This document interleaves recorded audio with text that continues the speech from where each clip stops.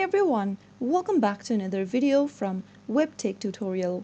In today's episode, I'm going to be showing you how to change your password for a Lululemon account. So without wasting much of our time, let's dive into the video. Start off by opening up a web browser.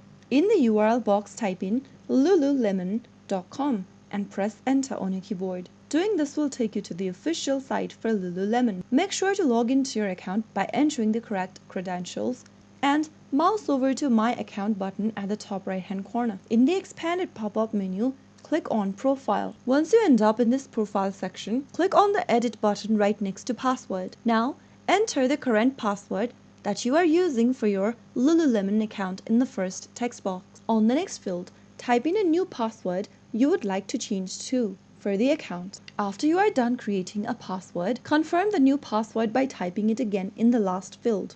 After filling in both of the boxes with the new password, click on Change Password, and once it's done, you will be able to change your password for your Lululemon account.